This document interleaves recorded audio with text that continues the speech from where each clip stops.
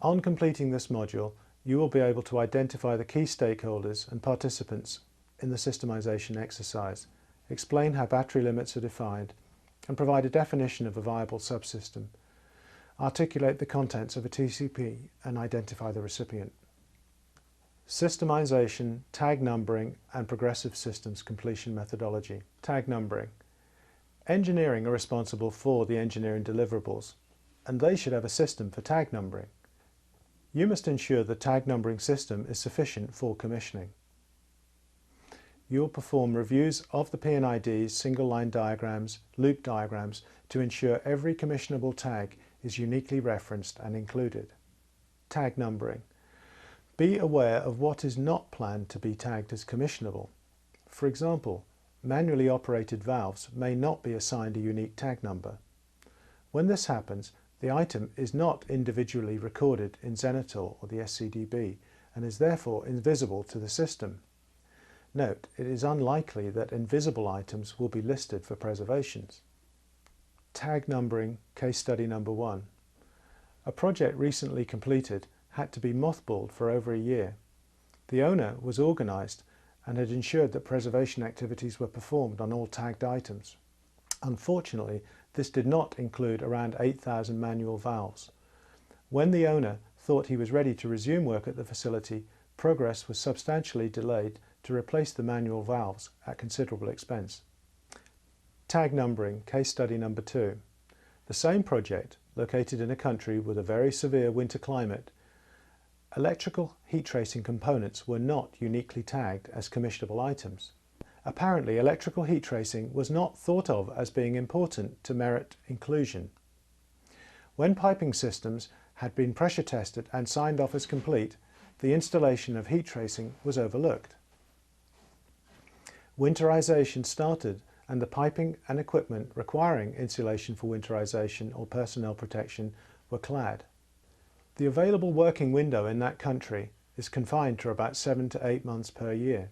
When it became apparent the installation of electrical heat tracing had been missed, the delay to start up was a further year, with significant costs arising from the removal of the insulation, installing, commissioning electrical heat tracing and reinstalling the insulation. In summary, the cost and schedule impacts of these two oversights were conservatively reckoned to have incurred delays of more than 1 year and costs to be in excess of $500 million. Estimating assumption and progressive systems completion methodology. A key assumption is that the estimating norms are based on progressive systems completion methodology. Fortunately, API RP1FSC is also based on progressive systems completion methodology. PSCM, as it is also known, is the transition from an area approach that construction will work to a systems or subsystems approach required on most projects for safe and timely startup in the shortest possible time. I've underlined that because that is our usual key objective, safe and timely startup in the shortest possible time. The critical path of the project schedule comes from a forward and backward pass of the sequence of systems needed in their commissioned and handed over state, determining which systems are needed first to achieve early startup. For large systems with more than 250 tagged items spread across large areas in the project, then subsystemizing will be needed in order to maintain construction progress and not disrupt productivity. Systemization. Systemization must be performed by a review of the P&IDs, one by one, in close consultation with operations and construction. Battery limits will be marked on a color-coded set of P&IDs. Each system or subsystem must be a logical entity that operations will be willing to take care, custody and control of, or TCCC. The marked up color-coded set of P&IDs will be signed by the stakeholders, commissioning and operations, and construction.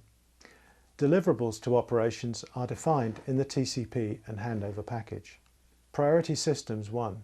The sequence of normal activities for achieving commissioning and startup are usually safety, followed by utilities with power, lighting, air and water. This is followed by control systems with DCS and PLCs. This is followed by product storage, loading and mechanical handling, then process systems, hydrocarbons and chemical storage. For an offshore project, activities will be dominated by achieving essential life support as the first priorities. So the first systems to be commissioned and made operational along with utilities, telecoms and personal address will be navaids, helideck, lifeboats, ballast water, station keeping systems and so on. Priority systems 2. To develop the budget, it is imperative that commissioning gets buy-in from construction when they will switch from an areas approach to progressive systems completion methodology, in other words, systems approach. Time and effort must be invested with construction on precisely how the area, subsystem, system progression is achieved. Use the completions pyramid of how construction completions are achieved and how these translate to commissioning with completion of the A check sheets. Commissioning must work closely with operations and construction, agreeing and showing subsystem battery limits on the P&IDs, ensuring that each subsystem is an operable entity operations are willing to take care, custody and control of. Marked up P&IDs are vital documents and must be signed off by all stakeholders, construction, commissioning and operations. Priority Systems 3.